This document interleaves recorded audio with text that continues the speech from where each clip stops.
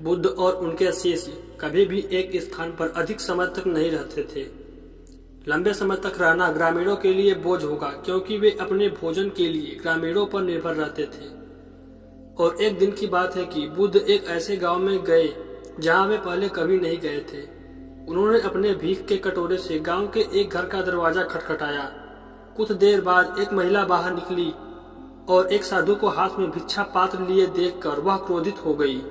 महिला ने बुद्ध को गाली देना शुरू कर दिया और कहा, आप काम करने के लिए काफी फिट दिख रहे हैं, फिर भी आप बिना काम किए खाना चाहते हैं।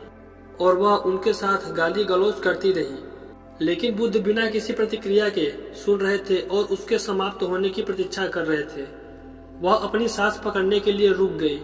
फिर महिला ने कहा, क्यों बस पत्थर की तरह खड़े हो, कुछ कहो।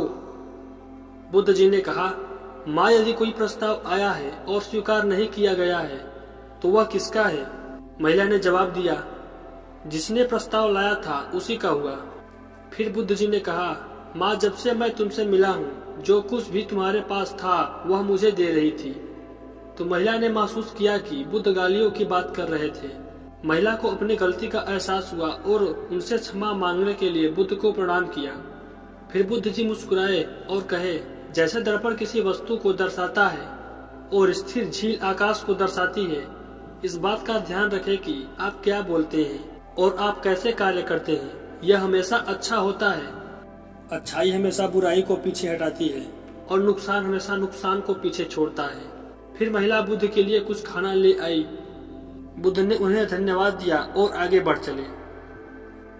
इस कहानी से हमें यह प्रेरणा मिलती है कि कभी भी किसी को अपने क्रोध और शब्दों के द्वारा अपने ऊपर नियंत्रण या अधिकार न करने दें और इसके बजाय दर्पण बने और उन्हें प्रतिबिंबित करें। सावधान रहे और अपनी भावनाओं पर नियंत्रण रखें।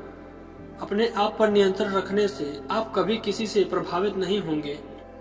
और याद रखिए, जो कुछ भी आप दूसरों को देते हैं, बदले में आपको वही मिलेगा।